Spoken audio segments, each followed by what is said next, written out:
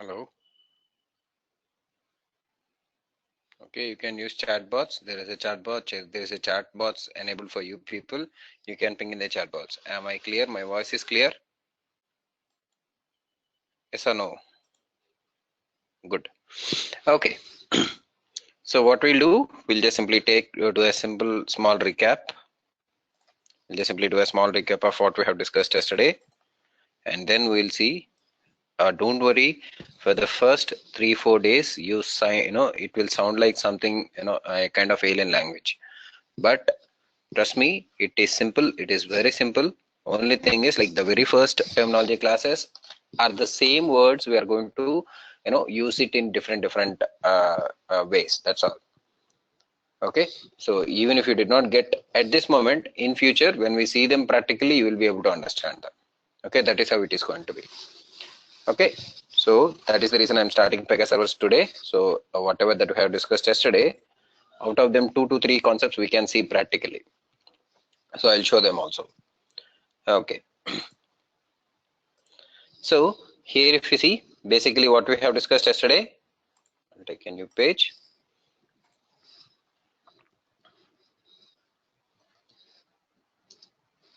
So we have started with a very basic concept, a very basic component in Pega, which is named as rule. Okay, what do you mean by a rule? A small component, okay, which has its own functionality,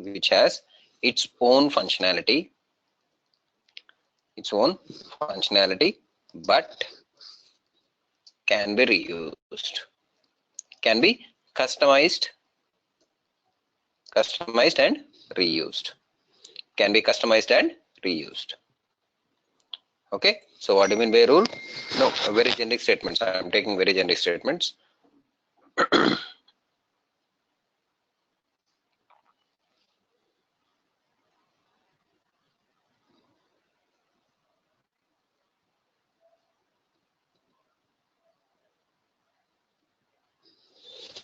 Okay, so what do you mean by rule? A small component which has some functionality with it. Whatever it may be the functionality, leave about it. We are going to see what each type of rule can do.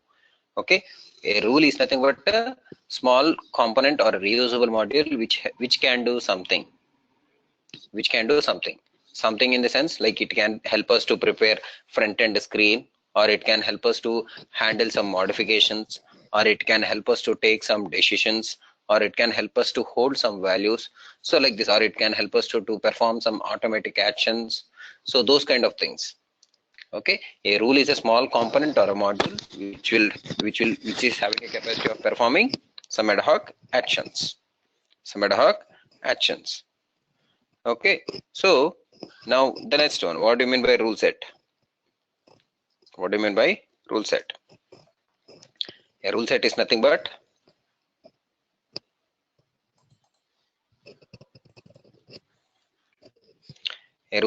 but collection of rules which are created for a given requirement. So all the rules which are created for a given requirement are grouped under one, one kind of suitcase or one kind of file holder. Okay, so one module called as rule set, or one container called as rule set. Okay, this rule set is a virtual container. We have to imagine saying that, okay, there is a box. In that box we have some bunch of rules. That box name is rule set. Okay, every rule set will have a name for it. Okay, so the next one is rule set version. So what is this rule set version? Rule set version is nothing but a concept which will help us to track multiple requirements versus rule sets created for them. Okay, so which will help us to track multiple rule sets versus rule sets created for them. Okay, so the next one what we have discussed is application stack or rule set stack. So in this particular rule set stack, just a minute, just give me a minute. Okay. In this particular rule set, what do you mean by rule set stack? The order in which PRPC is going to look for the rules is called as rule set stack. Okay, so here before this one we have to discuss about PRPC. What do you mean by PRPC? What do you mean by PRPC? Pega rules process commander, Pega rules process commander, which is also nothing but brain of Pega. Okay, I'm just saying generally. Okay, you should never say, if someone asks in the interview, what do you mean by PRPC? You should not say that it is a brain of Pega. So basically, it is a rule execution engine. Okay, rule execution engine. So all the calculations or all the operations, whatever that are happening in Pega, all the operations or whatever scenarios that are, whatever functionality that is happening in Pega is happening because of this PRPC, rule execution engine. Rule execution engine. So what is the job of this particular PRPC? First job is to identify the rules. Okay, identify the rules applicable for a given scenario. Okay, next one is to execute the rules in the required manner. Execute the rules in the required manner. Execute the rules in the required manner. Okay, let's take the very same example what we have discussed yesterday. So this one, rule set stack.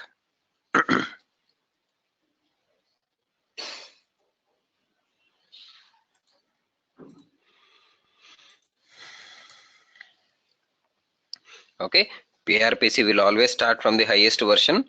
PRPC will always start from the highest version, and for example, now we need R1, R2, R3. Three rules are required. So PRPC will always start from the highest version and it will go down to the lowest versions until it identifies all the rules. For a given scenario, even if it requires 100 rules, PRPC will not start executing. Remember, PRPC will not start executing until all the 100 rules are identified. Okay, until all the 100 rules are identified. This is in Pega 6 version. This is in Pega 6 version. But in Pega 7, what they have done is, now here if you see, now we are having some doubt saying that, okay, if PRPC is waiting for if we are sitting idle until PRPC identifies for 100 rules, don't you think it is a time waste? No matter it may be like invisibly some 10 seconds in the background or whatever it may be, it is a time waste, right? So in Pega 7 what they have done is, okay, anyway developer is doing the sequencing part of it. Developer is doing the sequencing part of the rules. That means like first R1 will be there, after that R2 should be executing, after R3 should be executing. This is what is the sequence that is given by developer. So what PRPC is doing in Pega 7 is, basically this execution engine Pega 7, what it is doing is, first it will start executing R1. Okay, somewhere they will give the connection to R2, somewhere they will give the connection to R3. So like that, what they have done is, like, they are interconnecting the rules and they are making sure that they are not wasting too much of time. I'll show you, once we create something, you will get that. Okay, so this is nothing but rule set stack. So in rule set versioning, there is a specific significance. What we have observed here is, rule set versioning is increasing in the last part only. That means like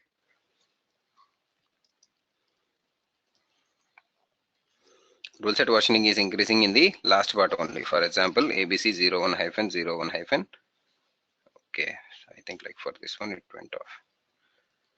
Okay, 01-01-01.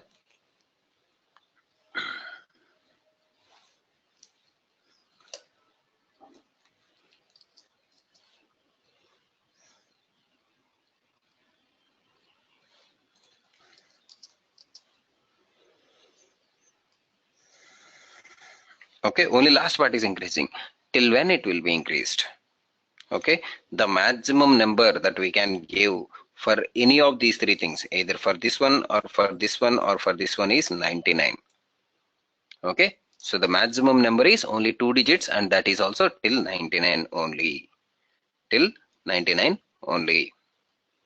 Okay, so this specific, this particular rule set versioning also has some specific naming. That is ABC major version, minor version, patch version. Okay, so three numbers, whatever that we have seen, it is having its own naming. So first one is, and this one is major version, or we will start from the always, because like always we'll be increasing patch version first. PP patch version. Okay, so this patch version will be continuously increased. This patch version will be continuously increased from 0 to 99. Okay, so the next, this is called as patch version. Okay, next one is minor version.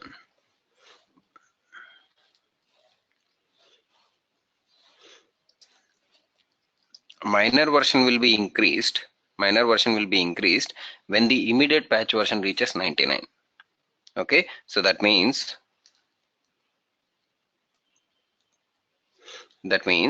for example, if ABC 01-01-99, if this is the case, the next version that is going to be created is ABC 01-02-01. So if you see that the middle number is 02, means 99 versions are completed before that. 99 versions are completed before that. That is the meaning.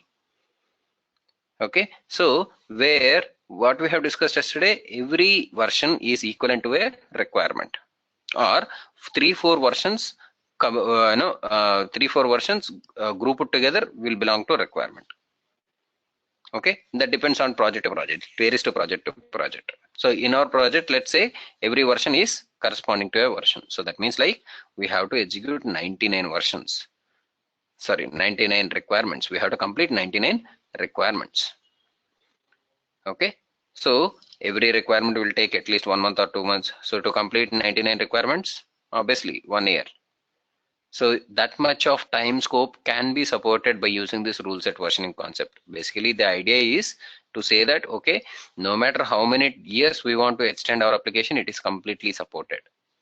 Because like there is always a room for creating new components and new rules and modifying the existing rules and all those things. Okay, the next one is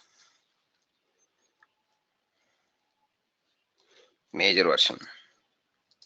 This is called as major version, and this will increase in a very rare scenario, that is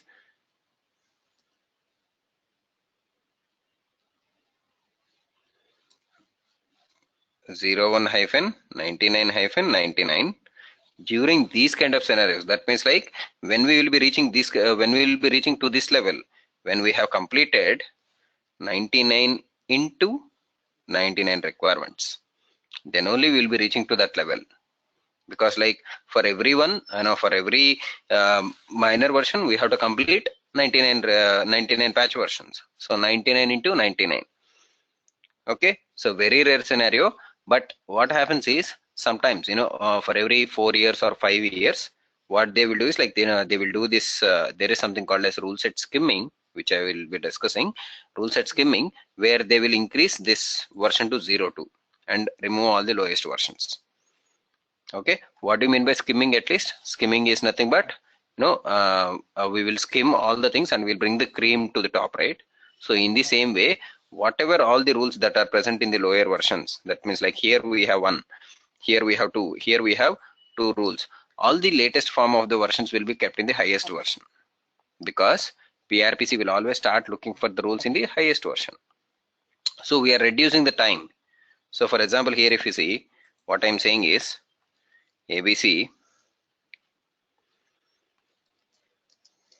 we have some rule set something like 99-99 99. Okay, in between this we have so many rule sets. Okay, so if R1 is present in 010101, so what PRPC has to do? It has to search 99 into 99 terms, right? So which is nothing but kind of time waste. So what PRPC, what Pega is having is, it is having an option called as rule set skimming. So what they will do is like they will create one high rule set, one highest version of rule set, that is like 02-01-01. Okay, and they will save all the latest form of the rules. All the latest form of the rules. What do you mean by latest form of the rules? So here 0 in this version also R1 is there. Okay, in this version also R1 is there. In this version also R1 is there, but out of these two versions, the one which is present in 04 is the latest version. So this will be taken, the copy of this particular rule will be taken and it will be copied into this highest version. So like that, latest form of all the rules will be saved into the highest rule set. So that what happens from the next time, PRPC when it starts looking for the rules, what happens? All the rules will be available here only, because see here R1 also will be available here, R2 also will be available here, R3 also will be available here. Okay, so when PRPC is trying to identify these three rules, okay, it will no longer go into the lowest versions at all. So what LSAs, basically lead system architects, I'm going to talk about them.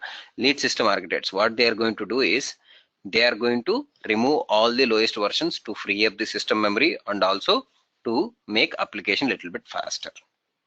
Okay, this entire process is called as rule set skimming. This entire process is called as rule set skimming. What do you mean by rule set skimming? The process of saving all the rules, all the latest forms of rules, latest forms of all the rules into the highest version available in the application. Highest version of the rule set available in the application is called as rule set skimming. Okay, rule set skimming.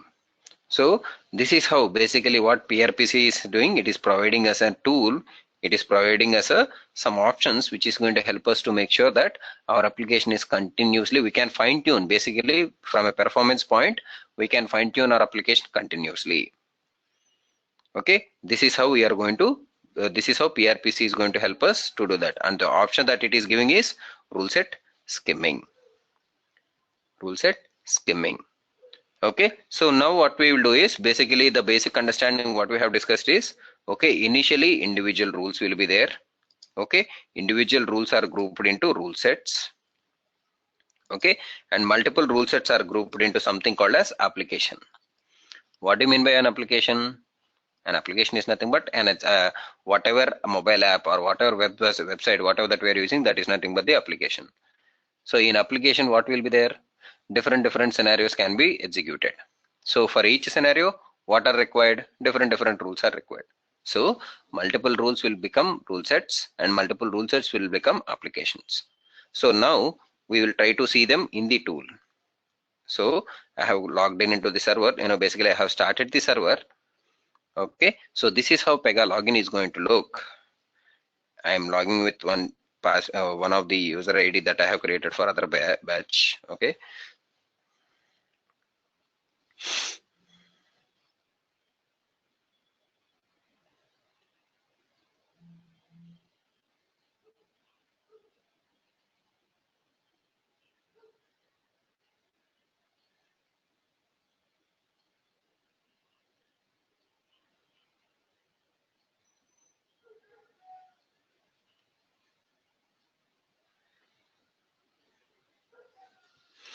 Okay.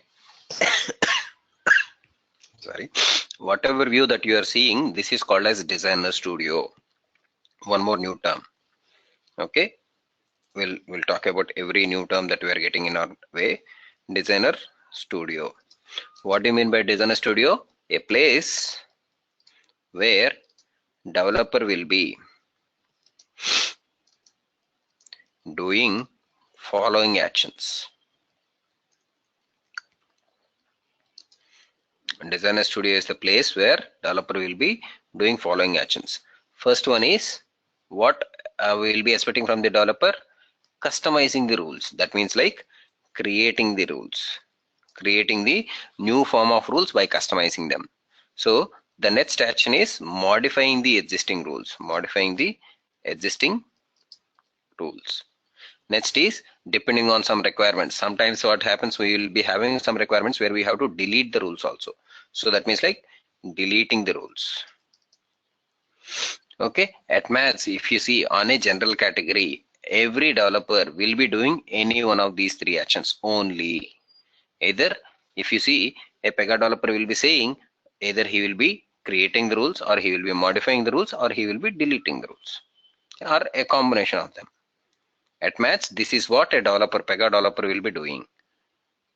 Okay, and also what he will be doing is one more ad hoc actions. What he is going to do is he is going to connect different types of rules basing on the requirements. And this is the fourth action that a developer will be doing, because every single alone will not be sufficient to bring up a scenario. Different types of rules has to come together to bring up a scenario. So who has to define them, saying that okay, after this particular rule this one has to execute, after this particular rule this one has to execute? Who has to do that? Pega developer has to do that. And where he is going to do it? He is going to do it in the Designer Studio. Okay, this particular view, whatever that you have seen just now, that is nothing but Designer Studio. In the Designer Studio, these are all the four actions. At Maths, only these are all the four actions that a developer, Pega developer will be doing. So here if you see, this is called as Designer Studio, where we have plenty of options. Something like here we have some create. See, I'll just simply click on create. See, these are all the different types of rules which we can create. Whatever that we are getting, these are all the different types of rules which we can create. Okay, till now what we have discussed about application and rule set. A rule is nothing but small component, it can be anything. Now we will try to understand how this application and rule sets are interconnected. In the Designer Studio, immediately next to the Designer Studio caption, there is a cube icon. Which is called as open application, where you can open the current application and you can see its application related information.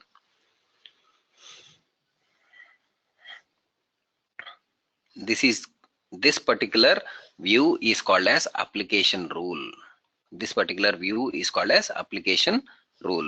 So how you will know that you are seeing an application rule?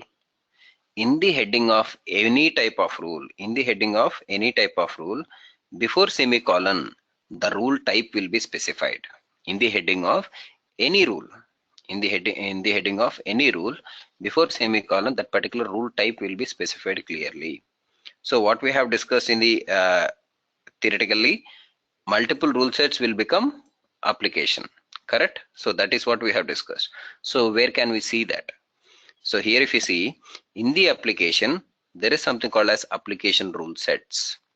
So this is first rule set, this is second rule set, and this is third rule set, and this is fourth rule set. So multiple rule sets are coming together to make up a application. Okay, what is this rule? What is this view? It is called as application view. It is also called as application rule. Now here I'll open this first rule set. I'll just simply open this first rule set.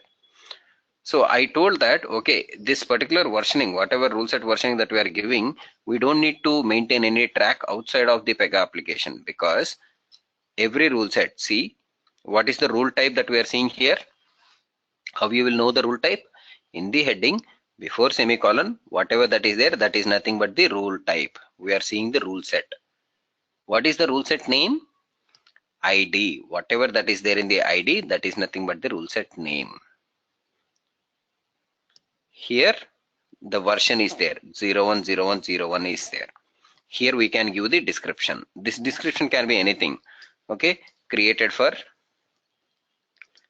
first requirement. You can give anything. Okay, there is a there is one more person that is going to be reviewing your code anyway, so he will correct if you are making any mistakes. He will give an instruction saying that to okay, modify this, modify that, and all.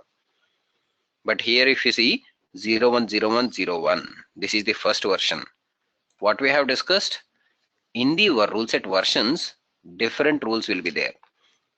Here all rules, this is the place where you can identify how many rules are present in this particular version.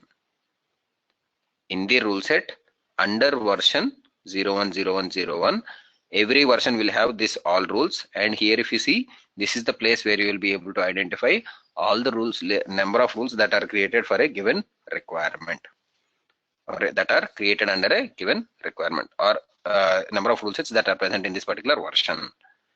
So what you can do, you just simply click on this particular 244. Okay, you just simply click on this particular 244, and you just simply click on this. These are all the different types of rules. Just like how we have seen application type of rule, a rule which is of application type and a rule which is of rule set type.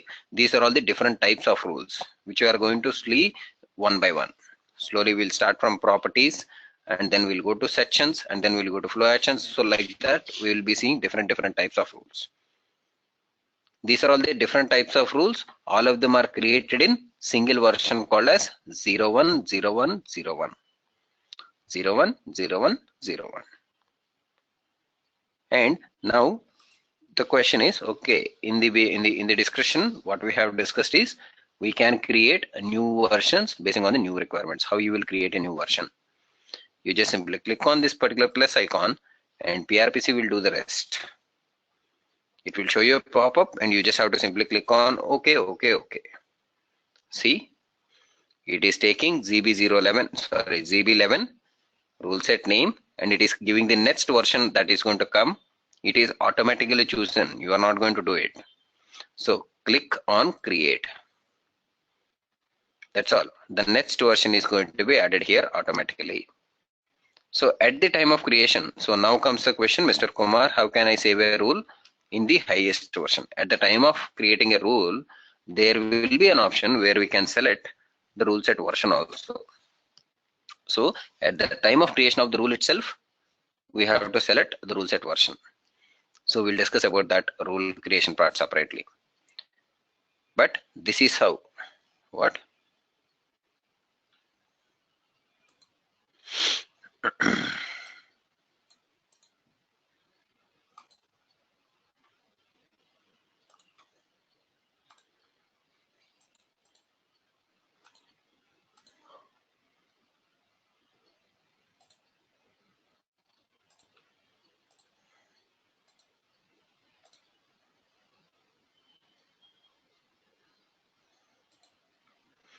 So I'll just simply add one more rule set. Click on create, and I'll just simply save it. Finished. So my rule set got added. So next time when I open my rule set, see, I am opening GB11 and I'm opening here. See, both the versions are present. So like that, for every new requirement, different versions are going to be created automatically. And who is going to do this? All these things, whatever that we have discussed, all these things are foundation level topics. Still some more are going to be there. Who is going to do all these things? Basically, there are three different types of peoples that will be there in the Pega world or Pega development projects. Those three different people will be, first person is going to be Pega developer, or you can call him as normal Pega developer. This particular fellow will have an experience which is ranging between 0 to 5 years of experience. 0 to 5 years of experience. The next person is senior Pega developer. Okay, he will be having experience between 5 to 10 years of experience. So here the point that needs to be remembered is, whatever work that is done by this particular Pega developer will be always reviewed by this particular person. Okay, and whatever work that is done by the senior Pega developer also is not going to be left, and it is also going to be reviewed by other senior Pega developers and also a senior most person called as lead system architect. Lead system architect. Okay, he will be definitely having, every lead system architect will be having definitely 12 plus years of experience only in Pega, and he knows in and out of every option that is there in Pega.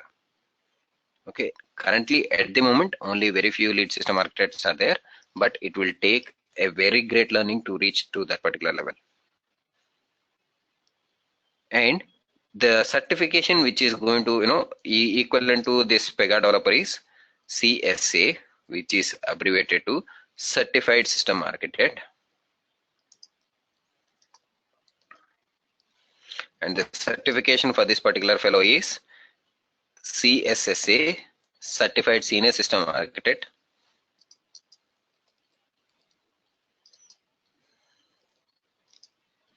Because in your, when you try to see our resumes, these are the two things that they will be asking. This is nothing but lead system architect. Lead system architect. Three different certifications: certified system architect, certified senior system architect, and lead system architect. Okay, three different people. Okay, lead system architect is the person who is going to do all these jobs. Senior system architect or normal Pega developer is not going to do these things. Senior system architect or normal Pega developer is not going to do this part of creation of these rule sets and all those things. But when we are working on Pega application, we should know with what we are dealing. That is the reason we are discussing about these terminologies.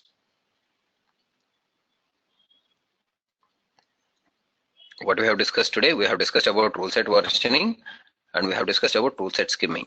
In rule set versioning, we have discussed about patch version, minor version, and major version. Now, the next set of terms are operator ID, access group, application. These are the next set of terms that we have to learn. So what do you mean by an operator ID? What do you mean by an operator ID? You are logging into a banking website. Using what you will be logging? Some ID and password. You are logging into your company system. Some ID and password. Okay, you are logging into your mobile app, ID and password. Don't talk about fingerprint and all. Some ID and password. Just a minute.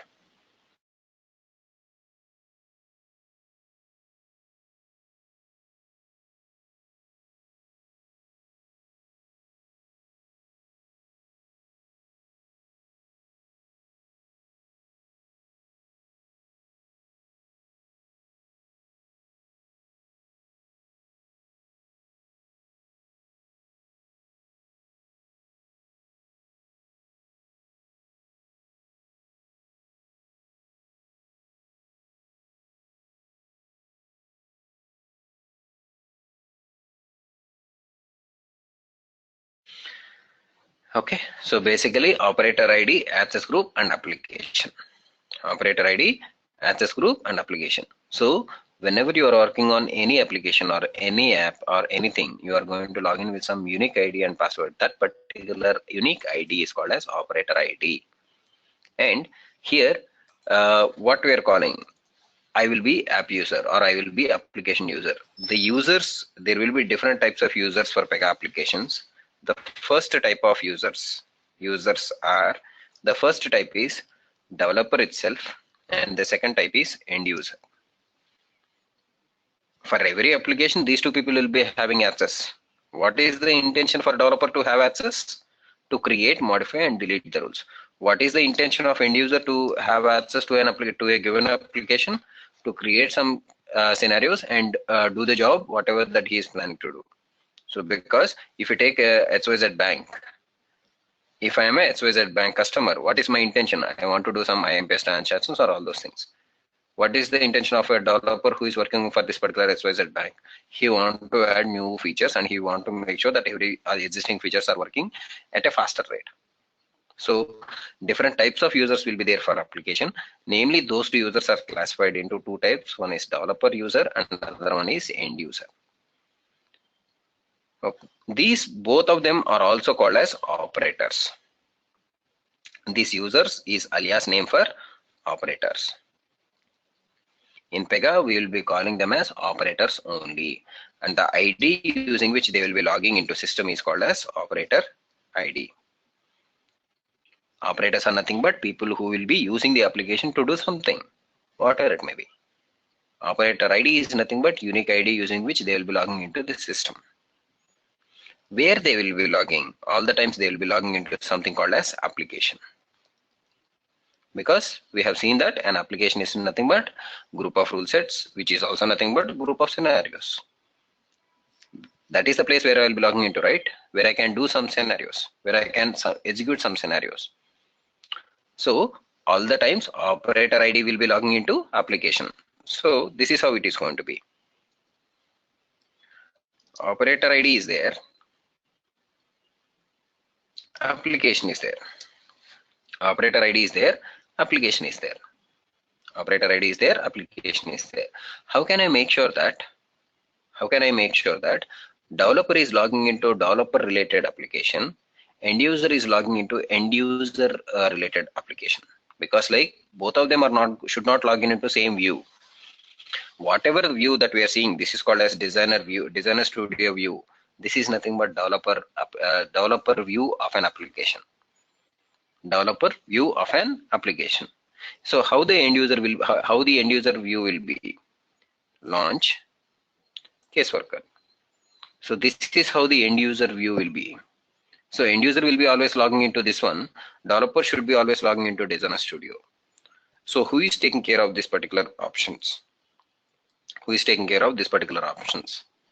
It is taken care by a new rule called as access group. Access group. It is taken care by a new rule called as access group. Operator ID, access group, and application.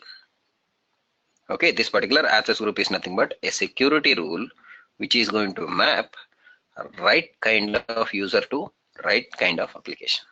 One more time, what do you mean by an access group? An access group is a rule which is going to map right kind of user to right kind of application. When I say developer should be logging into Designer Studio all the times, end user should be logging into case worker all the times. If you take case worker as the end user portal. So this, who is going to take care of it? Access group is going to take care of it. How it is going to take care and what are all the different options that are there in the access group, we will see them tomorrow. Okay, so till now, are we clear with whatever that we have discussed till now? Okay.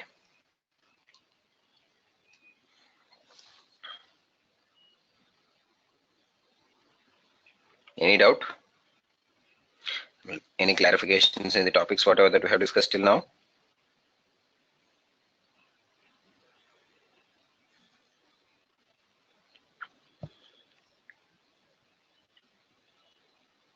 Initially, I don't want to stuff in too much. That is the reason I'm taking only 2 to 3 concepts or 2 to 3 small terms. Because like if I take too many things in the beginning itself, you'll not be able to understand. We can spend as much as time as possible, no problem.